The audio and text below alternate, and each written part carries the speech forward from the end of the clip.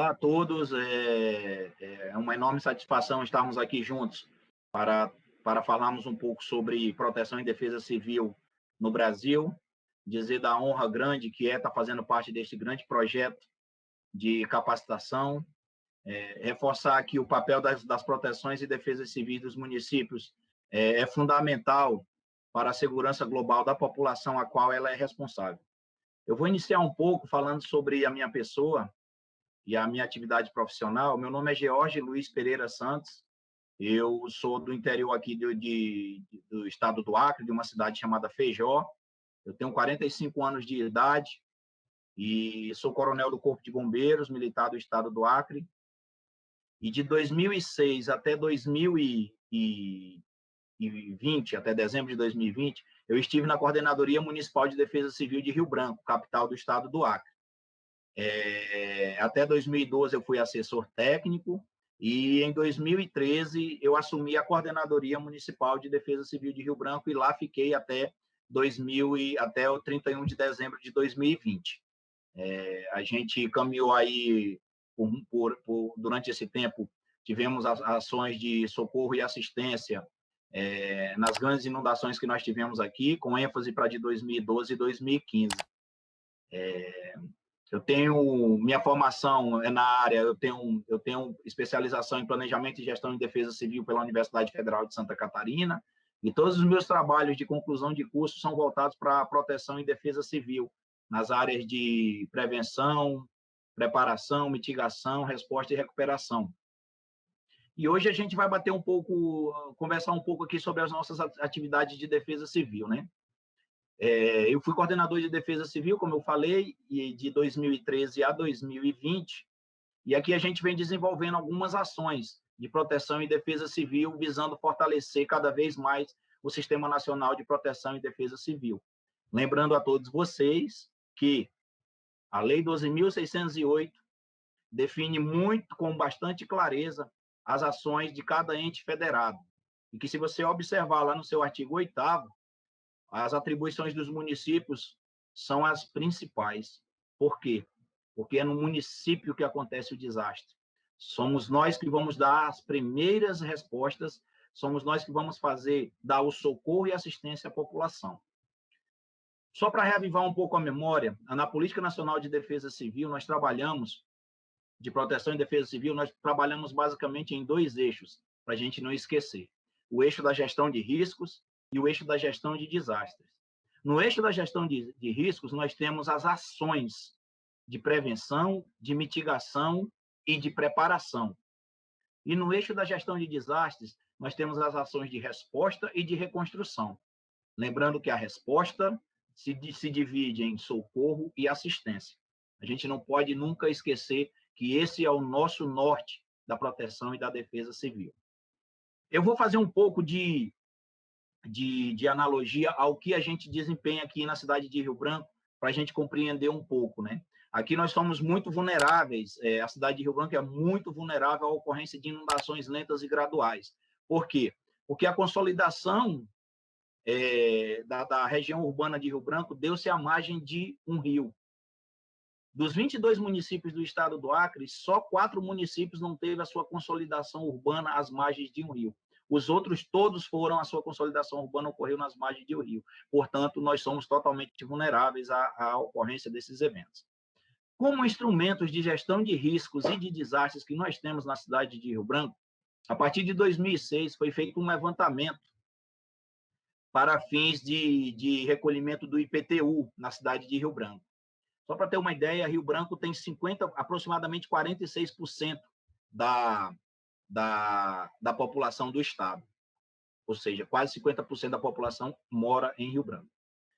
E como instrumentos de gestão de risco, já em 2006 foi elaborado esse plano, um plano municipal de redução de riscos, onde nesse plano consta um modelo digital de elevação do nível do Rio Acre aqui em Rio Branco. Ou seja, a gente pegou as curvas de níveis, né, do relevo da cidade de Rio Branco e associamos isso à subida do nível do Rio Acre. Então, nós temos aqui na cidade de Rio Branco, como instrumentos de gestão de risco, o Plano Municipal de Gestão de Risco, onde nós temos o modelo digital de elevação, onde nós temos a mancha de inundação do Rio Acre, a cada 10 centímetros. E a cada 10 centímetros nós sabemos o quanto que quantas pessoas da população são atingidas. Nós temos ainda também, como instrumento de gestão de risco, nós temos o levantamento, o mapeamento do risco geológico, ou seja, de processos geológicos, movimentos gravitacionais de massa que acontecem na nossa região. Diferente muito do que acontece na nossa costa, na região sudeste, nordeste do Brasil e sul, nós não temos um relevo rochoso, nós temos um pacote de argila, um pacote de barro, né? Nós podemos dizer assim, nosso relevo é um pacote argiloso, onde na época de chuva ele se expande e na época de estiagem ele se contrai. Essa movimentação, essa dinâmica faz com que ocorram movimentos no nosso solo aqui, ocasionando processos erosivos, solapamentos e o mais importante de todos aqui para nós, que é o rastejo, que é um processo de escorregamento de massa, um movimento gravitacional mais lento. Então, para Rio Branco, como instrumento de gestão de risco que nós temos, são esses dois para os desastres naturais. Então, nós temos o mapeamento, o modelo digital de elevação do nível do Rio Acre, onde nós temos o grau de atingimento de acordo com a elevação do seu nível. E temos os processos geológicos, de movimento de massa. Com esse mapeamento, é possível a gente fazer uma gestão de risco, bem como nos preparar para possíveis ações de resposta a esses eventos. Do ponto de vista dos instrumentos de resposta, nós temos os planos de contingência para Rio Branco. Esses planos de contingência eles englobam basicamente o que envolve a sazonalidade climatológica da nossa cidade. Diferentemente dos outros locais, na Amazônia Sul-Ocidental, por exemplo, no sudeste do Brasil, no sul do Brasil, nós temos as 4 estações bem definidas. Nós temos primavera, verão, outono e inverno. Na Amazônia Sul-Ocidental não acontece bem assim. Nós temos um período de chuva, bastante chuvoso, e um período de estiagem também, que as precipitações reduzem de maneira exacerbada. Então, de novembro a abril, nós temos o nosso período chuvoso. E de maio a outubro, nós temos o nosso período de estiagem. E os nossos planos de contingência são feitos exatamente para os problemas oriundos dessa nossa sazonalidade climatológica. O que é essa sazonalidade climatológica? É essa variação, onde você tem um período chuvoso, de novembro a abril, e você tem um período de estiagem, de maio a outubro. E os nossos planos de contingência, o que são planos de contingência, né? Planos de contingência são instrumentos de preparação para os desastres, que o município tem a obrigação, o dever de elaborar esses instrumentos de gestão, porque não adianta sentar para planejar quando o desastre já tem ocorrido. A gente precisa fazer isso ainda na gestão de riscos, que são 3 ações básicas, né? Prevenção, mitigação e preparação. Os planos de contingência devem ser feitos no momento de preparação, no momento em que o desastre ainda não aconteceu. Então, esses planos de contingência, o próprio nome fala, contingenciar. O que é contingenciar? É, se acontecer alguma coisa, nós vamos fazer isso aqui. Isso é contingência. Então, se acontecer uma inundação, nós vamos fazer isso aqui. Se acontecer uma estiagem, nós vamos fazer isso aqui. Os planos de contingência basicamente contêm todas as atribuições e responsabilidades dos órgãos que compõem o Sistema Municipal de Defesa Civil. E isso não deixando esquecer que os entes federados, o Estado e a União podem participar desse plano também. Mas não esqueça, você do município é o primeiro responsável em estar preparado caso venha acontecer algum evento de desastre na sua região. E esses planos de contingência que nós temos aqui na cidade de Rio Branco são os planos de contingência para as inundações, lentas e graduais, para as enxurradas e para os alagamentos urbanos, ou seja, todos aqueles que nos causam riscos hidrológicos, né? Ou seja, pela chuva, pela água. As inundações lentas e graduais ocorrem no rio, um curso d'água de maior porte. As enxurradas acontecem nos igarapés, que nós chamamos aqui os cursos d'água de menor porte. E o igarapé, nas outras regiões, são chamados de córregos, né, riachos. Então, a gente aqui na nossa região chamamos igarapé, que é um curso d'água de menor porte.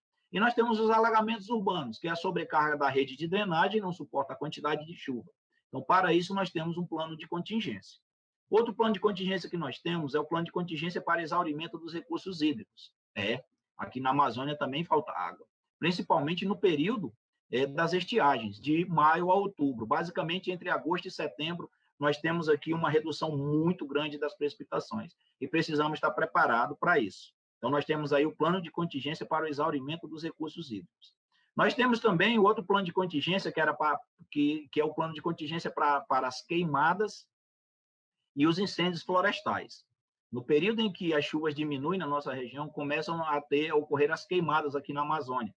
E essas queimadas, quando fogem ao controle, findam se tornando incêndios florestais. Isso ocasiona um efeito negativo muito impactante, não só para a questão do meio ambiente, para a destruição das florestas, mas também para a saúde da população, com ênfase aí para os grupos etários mais vulneráveis, que são as crianças e os idosos, né?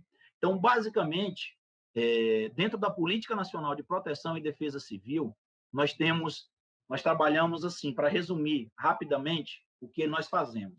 Nós trabalhamos dentro da proteção e da defesa civil, nós trabalhamos gestão de risco no período de normalidade e gestão de desastres no período de anormalidade. Sendo que a gestão de riscos, ela se divide em ações de prevenção, ações de mitigação e ações de preparação. E dentro da gestão de desastres, ou seja, quando o evento ocorre, quando o desastre ocorre na sua região, nós trabalhamos na gestão de desastres, que é a resposta e a recuperação. Dentro da resposta, nós precisamos fazer aquilo que preconiza o projeto Esfera, que é um projeto da Cruz Vermelha, juntamente com as Nações Unidas, lá dizendo o que deve ser feito, como que nós devemos atender a população afetada por desastre, visando manter a dignidade da pessoa humana e as suas condições de cidadã, dentro das ações de resposta. Por quê? Porque resposta é socorrer, tirar a pessoa ou a família de um local inseguro, tirá-la de uma condição de insegurança e colocá-la numa condição segura. E, em seguida, dar assistência. A assistência é abrigamento, alimentação, roupa, saúde, tudo aquilo que o cidadão tem direito, constitucionalmente preconizado na nossa Carta Maior, que deve ser assistido em circunstância de desastres. Eu acredito que a gente pôde conversar agora sobre essas questões e estaremos sempre à disposição para contribuir com o fortalecimento do Sistema Nacional de Proteção e Defesa Civil. Muito obrigado.